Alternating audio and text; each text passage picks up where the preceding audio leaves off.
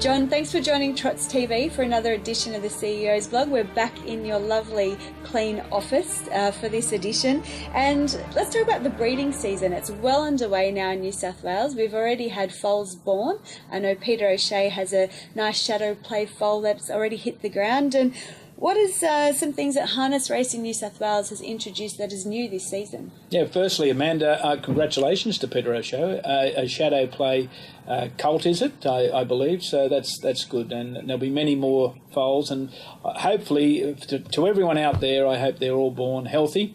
And we have a very good crop of foals this year in New South Wales. But what we have introduced for this year is the use of the owner certificates for on-farm expenses. Now, the board will sign off on that at the next board meeting, fully on those conditions. But if an owner has a certificate and they want to use that certificate to a greater amount than what we have previously allowed for, they just need to notify the stallion owner or the nursery or wherever it is in New South Wales that they intend doing that. We'll start a register up, and there'll be conditions, but previously it was limited.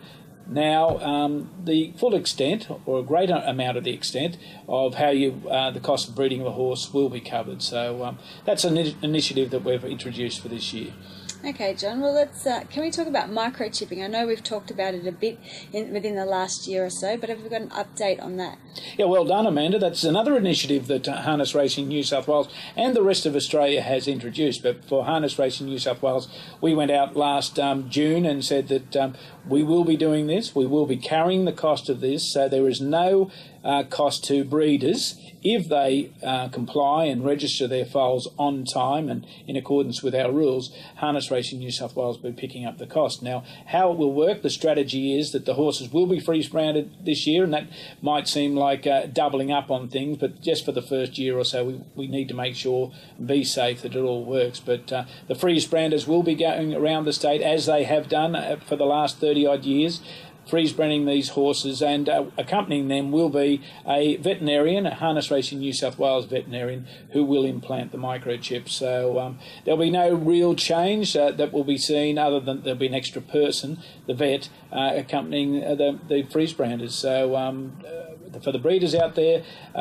there's no more than they have to do other than register their foals and register them on time in accordance with our regulations. Yeah, so what is that? That's within 21 days, is that right? 21 days is preferable. Otherwise, it gets rather expensive after that with fines. But one thing that we have encountered year in, year out, that some breeders are rather tardy. Come the 31st of March next year, if the foals are not registered, they will really incur some heavy penalties. So I suggest people, there's no foals, very few foals born after the 31st of January. So it should all well and truly be done, because the freeze branding and the microchipping will cease on the 31st of March in 2018. Okay, and let's just go back to Peter O'Shea's foal that was born. Usually the season starts on September 1, but under the new rules, mares were served early last season in September.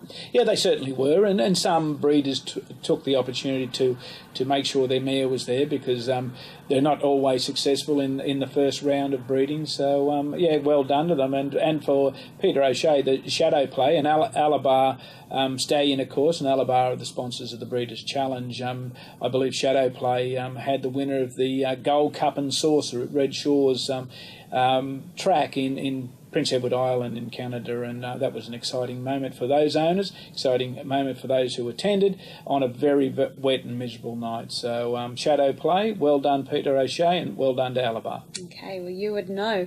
All right, well let's talk about today is the 24th of August. It's quite a significant date in the sport of racing because 10 years ago on this date, equine influenza broke out.